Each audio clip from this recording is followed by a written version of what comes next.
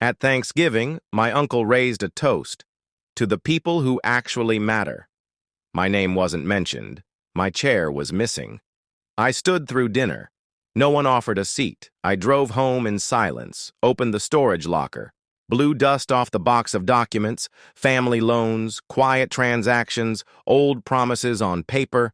I took out one envelope, just one, dropped it in the mail the next day, haven't heard back yet, but I will. I said I'm not signing anything, especially not after last year. Then why the hell are you even here, Eli? Uncle Ray snapped, voice brittle with contempt. You haven't shown up in 10 months, and now you want to play righteous? Because it's my name on that original loan. You think I forgot? The room turned thick with silence. Aunt Carol was pouring wine with the desperation of someone trying to stay out of the line of fire. Cousin Brett slouched with a phone in his hand, eyes flickering, pretending not to listen. Nana had fallen asleep, snoring faintly. And Mom? She stood near the window, arms folded, eyes glassy, refusing to face anyone, especially not him. You've always made things harder than they need to be, Mom muttered. Eli didn't flinch. I'm the one who made it harder? No response. You forged my name, Mom. His voice came out low, steely. Brett's head jerked up. What? Carol spilled a drop of wine but didn't move to clean it. Ray scoffed. We needed a bridge, a little help. You weren't using the savings and Carol said you weren't going to mind. It was mine. Eli's fists clenched at his sides. It wasn't yours to touch. You always overreact, Mom said. Still not looking. Eli scanned the room, one chair short, like always. His name hadn't been mentioned in Ray's toast. His plate sat on the counter like an afterthought. He stood through dinner. No one offered him a seat. Name? Eli. Age? 26. State of mind? Focused, cold. No longer confused, just done. He had always been the quiet one, the helper, the fill-in babysitter, the emergency bank, the you'll understand, you're mature sibling. He was the one who got the second-hand stories of trauma instead of being allowed to feel his own. He'd spent years thinking forgiveness was strength. It wasn't. Sometimes silence just made you easy to rob. And now? Now he wasn't here for reconciliation. Not anymore. Uncle Ray, 52.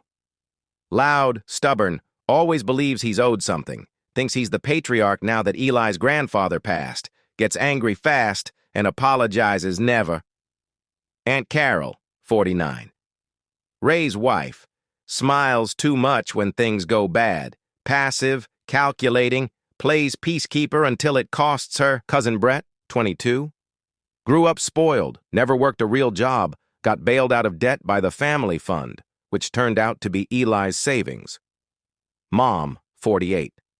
Distant. Once warm, now hollowed out by years of disappointment, both real and imagined. She's not cruel, just cold, especially toward Eli. He reminds her too much of herself. You knew I was unemployed when you forged my name.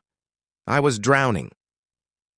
Eli's voice was quiet now, dangerously so. And we were about to lose the house, Carol said, finally looking up. Brett was going to be homeless. So you made me homeless instead. That landed, Mom finally turned to face him. We never asked you to leave. You just emptied my account and never returned my calls. What did you expect? No one answered. Eli stepped forward, slow and deliberate. He placed a folder on the table. Not thick, just one envelope inside. That's the repayment schedule, with interest, retroactive. I suggest you get a lawyer. Ray's face turned beet red. You wouldn't... I already did. Eli's chest was a cage. Every word they said cracked open an old scar. He remembered sleeping in his car during a snowstorm, remembered choosing between insulin and groceries, remembered calling his mom from a gas station in tears and getting voicemail. And now?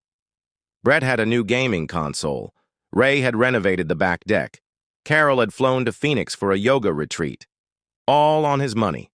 He wasn't here for apologies. He was here for accountability and justice. 5 years ago, Eli had given up his grad school spot. Mom called him crying. Ray had gotten a DUI. They needed help covering court costs and Nana's medical bills. Could he defer the semester? He did. He worked double shifts, wired over his savings. No one said thank you. When he brought it up later, Carol said, "That wasn't a gift? You should have told us." They all moved on. He never got back in. Ray grabbed the envelope, skimmed it, his smirk returned. "What's this supposed to do? You can't sue your own blood." Eli raised a brow. "It's not a lawsuit." He pulled out a USB stick from his jacket. "Honey, it's audio." A pause. Of Mom admitting the signature forgery to Carol, and Brett mentioning he used the money to clear his gambling debt, not rent. Carol blanched. You were recording that?" "Every call since January." Ray's voice dropped. "You blackmailing us?" "I'm exposing you." Ray lunged for the USB, but Eli was faster. Carol broke down crying. "I didn't know he used it for gambling, I swear." "Don't lie to me now. You knew." Brett stood up, stammering. "Look, I didn't mean for it to destroy my life?" Eli snapped. Everyone froze. Then he took a breath and said quietly, calmly, "You finally hear me now?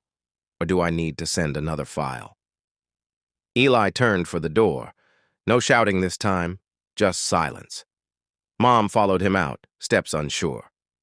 "Eli, wait." He turned, expression unreadable. "I didn't know it would ruin you." "You didn't care enough to ask." She didn't deny it. "I was scared," she said. "I thought if we could fix it quietly." "You didn't fix it. You buried it. You buried me." Tears welled in her eyes. "I don't deserve forgiveness." "No," Eli said, "but I might give it. Someday." A week later, Eli didn't return the family's calls, but he did return to his apartment, now paid for in full. He bought himself a real desk, a couch, a mattress that didn't sit on the floor. He sent the USB to the family lawyer, never heard back, until a month later when a handwritten letter arrived from Brett. Just 4 words. "I'm sorry. I knew." He didn't reply. But he left the letter on his nightstand, not to forget, but to heal.